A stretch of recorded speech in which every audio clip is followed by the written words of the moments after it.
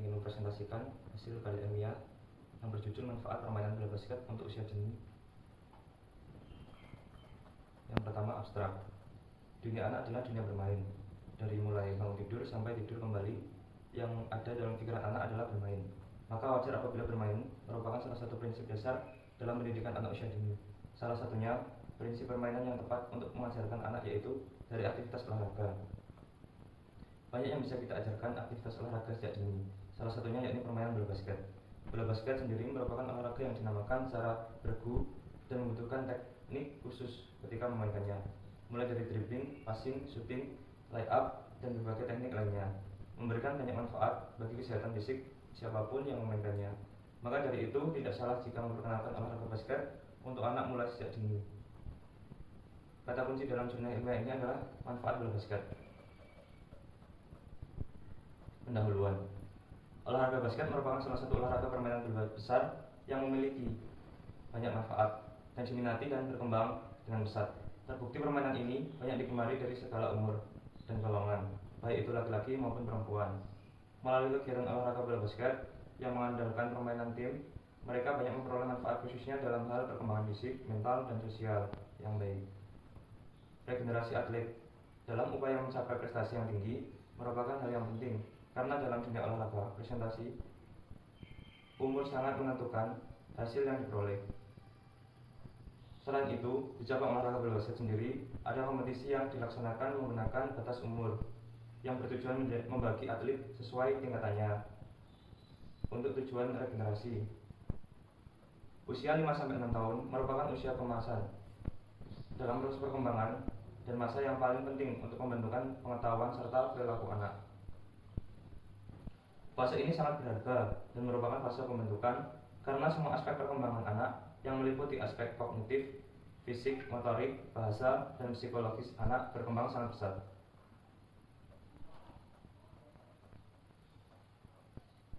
Senada dengan hal tersebut, bahwa pada masa usia dini anak mengalami masa kritis perkembangan, yaitu saat di mana stimulasi spesifik dibutuhkan anak. Masa-masa kemasan tidak akan pernah terjadi dua kali. Oleh karena itu, pada masa ini anak memperoleh stimulasi yang tepat. Tanpa adanya stimulasi yang diberikan kepada anak, sel-sel saraf akan musnah melalui proses alamiah. Hal ini sesuai dengan prinsip kerja neuron otak, yaitu you must lose it or you can lose it. Aspek perkembangan yang pesat pada anak usia 5-6 tahun adalah perkembangan fisik motoriknya. Hal tersebut juga diperkuat oleh Pang dan Fong yang mengupakan bahwa kemampuan motorik kasar akan berkembang paling pesat pada fase anak masuki usia persekolahan dan sekolah dasar. Menurut Galloway dalam Musfirah 2015 mengungkapkan bahwa perkembangan fisik motorik adalah aspek perkembangan yang penting di awal kehidupan masa kanak-kanak. Proses pertumbuhan kembang motorik akan berhubungan dengan proses tumbuh kembang kemampuan gerak anak. Perkembangan fisik motorik anak akan terlihat jelas melalui berbagai aktivitas gerak dan jenis-jenis permainan yang dilakukan anak. Morrison menjelaskan bahwa kemampuan gerak berperan sangat penting dalam ekspektasi sosial dan kemampuan kognitif. Perkembangan motorik terdiri dari dua kategori, yaitu motorik kasar dan motorik halus. Motorik kasar adalah aktivitas dengan menggunakan otot-otot besar yang meliputi gerak lokomotor, non-lokomotor, dan manipulatif seperti melempar, menangkap, dan menendang. Sedangkan motorik halus adalah aktivitas yang menggunakan otot-otot kecil pada tangan dan otot pergelangan tangan seperti menggunting, memotong, dan menulis. Senada dengan hal itu, Fikriyati mengemukakan bahwa kemampuan motorik sangat berkaitan dengan perkembangan pengendalian gerakan tubuh melalui otak dan spinal cord. Anak yang mampu menguasai gerakan kemampuan motorik kasarnya, maka kondisi tubuhnya akan semakin sehat karena anak selalu bergerak. Hal tersebut berpengaruh terhadap pada rasa percaya diri dan kemandirian yang ada pada diri anak. Anak lebih mudah bersosialisasi karena mampu mengimbangi gerakan-gerakan dan aktivitas yang dilakukan bersama temannya. Selaras dengan hal itu, Papila mengemukakan bahwa anak yang mendapatkan kesempatan untuk berlatih dan diberikan simulasi yang tepat serta sesuai dengan mengembangkan kemampuan motorik kasarnya, tentunya akan memiliki ketegasan yang lebih baik dibanding dengan anak yang tidak mendapatkan kedua hal tersebut. Pada anak yang telah diberikan pembelajaran untuk menguasai gerakan tertentu, maka pada saat itu juga terjadi pembentukan koneksi antara stimulasi dan respon. Kondisi yang terjadi ini merupakan hasil dari proses latihan atau belajar yang dilakukan oleh anak. Mobilitas yang tinggi merupakan ciri aktif pada usia 6-7 tahun yang ingin terus bergerak. Anak menyukai gerakan-gerakan sederhana seperti kemampuan dalam melompat, melempar, menangkap, menendang, dan berlari. Hal tersebut juga diperkuat oleh hasil penelitian Astuti dan Fitri yang mengemukakan bahwa hakikatnya anak usia dini sangat menyukai olahraga sederhana dan berbagai kegiatan fisik.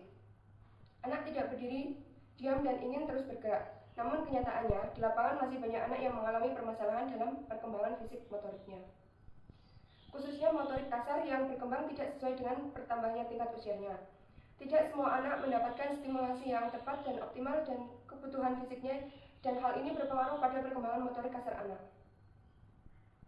Efektivitas permainan bola basket, modifikasi terhadap kemampuan motorik kasar anak usia 5-6 tahun. Pada perkembangan motorik kasar anak usia 5-6 tahun, ada beberapa hal yang menjadi kendala secara keseluruhan, yaitu ketidakmampuan anak dalam mengatur keseimbangan tubuhnya, ketetapan anak dalam mengatur lempar dan menangkap sesuatu, serta kelincahan pada saat bergerak. Senada dengan hal tersebut, Wiyani menjelaskan bahwa sekitar 80% anak usia dini mengalami permasalahan pada ketidakseimbangan tubuh dan melakukan koordinasi gerak tubuh, sehingga anak kurang percaya diri dalam melakukan gerakan. Hal ini akan berdampak pada aktivitas sehari-hari anak yang dilakukannya. Anak akan mengalami kesulitan dalam keseimbangan berjalan, menangkap atau melempar bola dengan tepat, kesulitan dalam mempertahankan postur tubuh saat berdiri, melompat, berlari, dan menggerakkan anggota tubuhnya yang lain. Kemampuan motorik kasar yang perlu dikembangkan pada anak adalah kemampuan meloncat. Anak harus menguasai gerakan ini dengan memiliki kemampuan koordinasi motorik, memiliki perencanaan dalam hal bergerak, dan keseimbangan yang baik dalam melakukan gerakan melompat. Pada perencanaan gerak dibutuhkan kemampuan otak untuk melakukan perencanaan gerak dan kemudian dilaksanakan oleh motorik dalam bentuk gerak yang terkoordinasi. Suatu hal berbeda akan terjadi bagi anak yang memiliki kemampuan perencanaan gerak yang tidak berkembang dengan baik karena faktor mengakibatkan anak bermasalah dalam keseimbangnya. Anak yang lebih mudah lelah dan akan mempengaruhi konsentrasi. Kemampuan lain yang juga perlu distimulasi pada kemampuan motorik kasar anak adalah kemampuan melempar. Mahmud menjelaskan bahwa faktor-faktor yang berperan penting dalam kemampuan melempar anak yaitu sensoris keseimbangan, rasa, sendi, visual. Peran yang paling utama dalam gerakan melempar ini adalah rasa sendi, yaitu kemampuan sendi merasakan suatu gerakan atau aktivitas. Misalnya, anak melakukan gerakan melempar bola, seberapa kuat dan lemah lemparannya, gerakan melempar ini tidak mendapatkan latihan atau distimulasi dengan baik. Maka anak akan mengalami masalah pada gerakan yang melibatkan gerak ekstremitas atas. Kemampuan motorik kasar berkaitan erat dengan sistem saraf yang ada di otak manusia. Otak terdiri atas belahan kanan dan kiri. Kedua belahan otak ini harus selalu dalam keadaan keseimbangan. Senada dengan hal tersebut, Wiyani mengemukakan bahwa kegiatan berjalan dan berlari adalah aktivitas alami yang menggunakan pola bersilang dan berguna dalam menyeimbangkan belahan otak kanan dan kiri. Hal tersebut juga diperkuat oleh A. Elliot yang menyatakan bahwa kemampuan motorik kasar merupakan kemampuan yang ada pada diri anak, yang merupakan kemampuan yang harus dikembangkan karena kemampuan ini memberikan pengaruh besar bagi perkembangan anak, seperti kemampuan kognitif dan sosial emosional. Salah satu strategi yang tepat untuk menstimulasi kemampuan motorik kasar yaitu bermain. Melalui bermain, anak belajar mengenali diri dan dunia di sekitarnya. Dengan eksplorasi dan meneliti berbagai hal yang dilihat, didengar, dan dirasakan. Mutia juga menyatakan bahwa bermain sangat penting bagi anak pada kegiatan fisiknya karena memberikan kontribusi besar pada perkembangan kognitif, fisik, sosial, dan emosional. Hasil penelitian ini juga menjelaskan bahwa dalam PAUD, pembelajaran paling efektif bila melalui pendekatan konkret dan berorientasi pada bermain.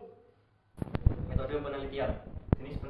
Jenis penelitian ini tergolong dalam jenis penelitian deskriptif, yaitu suatu penelitian yang ingin menggambarkan peristiwa yang terjadi pada saat sekarang dan bersifat aktual. Dalam hal ini menurut Ari Kunto dalam kurung 2002-25 mengemukakan bahwa dalam penelitian deskriptif, penelitian ingin Peneliti ingin mengetahui keadaan sesuatu, bagaimana sesuatu mengenai manfaat permainan basket di usia dini dan cara mengembangkan potensi sejak dini. Artinya penelitian ini berusaha untuk menerangkan dan menjelaskan suatu gejala atau peristiwa yang sedang berlangsung. Berdasarkan permasalahan definisi yang telah dikemukakan di atas, maka penulis mengkategorikan penelitian ini dalam sebuah jurnal ilmiah, penelitian deskriptif perkembangan olahraga bola basket untuk anak usia dini. Pembahasan perkembangan olahraga bola basket untuk anak usia dini dari tahun 2020 sampai 2022 telah menunjukkan kemajuan dari tahun ke tahun. Hal ini dilihat dari fasilitas olahraga bola basket yang semakin meningkat. Meskipun belum berkembang pesat seperti di provinsi-provinsi lain, akan tetapi perkembangan olahraga bola basket telah menunjukkan kemajuan ke arah yang lebih baik. Terbukti adanya dukungan dari pemerintah dan perbasi secara langsung. Sekolah-sekolah juga memberikan fasilitas lapangan dan bola untuk lebih menunjang dan lebih efektif dalam berlatih bola basket. Perkembangan olahraga bola basket dari tahun ke tahun menghadapi kendala diantaranya masalah dana, tetapi saat ini sudah baik pengelola asosiasi permainan bola basket atau perbasi melalui klub atau tim telah menganggarkan dana untuk lebih optimal dalam berlatih pada anak-anak atau siswa. Selain itu, lapangan yang memenuhi standar untuk pertandingan nasional dan pelatihan sudah mudah dilakukan dengan pelatih. Sistem pembinaan yang diterapkan sudah baik saat ini, dikarenakan sudah terdapat para pelatih dan pola pembinaan yang baik. Hal ini menyebabkan para anak-anak berinisiatif melakukan latihan dan ikut pembinaan di masing-masing tempat asosiasi basket untuk mempersiapkan pada kejuaraan lokal di kota Solo. Pembinaan olahraga basket memang berbeda dari tahun ke tahun, sehingga perbedaan itu jauh berbeda dengan tahun sebelumnya, sehingga pola pembinaan bola basket sudah menunjukkan perubahan yang signifikan. Adapun sistem kepelatihan jauh berbeda dengan pola pembinaan, di mana belum adanya program latihan secara terus-menerus (kontinu) yang dipersiapkan untuk suatu event tertentu. Hanya saja masing-masing klub melakukan latihan secara pribadi guna menyalurkan hobi dan dukungan dan sekedar persiapan untuk mengikuti kejuaraan antar klub lokal atau sekolah. Sarana yang memadai dan dukungan yang baik dari masyarakat atau suatu prospek yang baik untuk memajukan dukungan yang maksimal dari pemerintah untuk semakin berkembangnya basket. Kepengurusan manajemen yang baik untuk membina atlet-atlet terutama pada anak-anak sekolah pada umumnya. Tujuan bermain bola basket untuk membina atlet-atlet terutama pada anak-anak sekolah pada umumnya.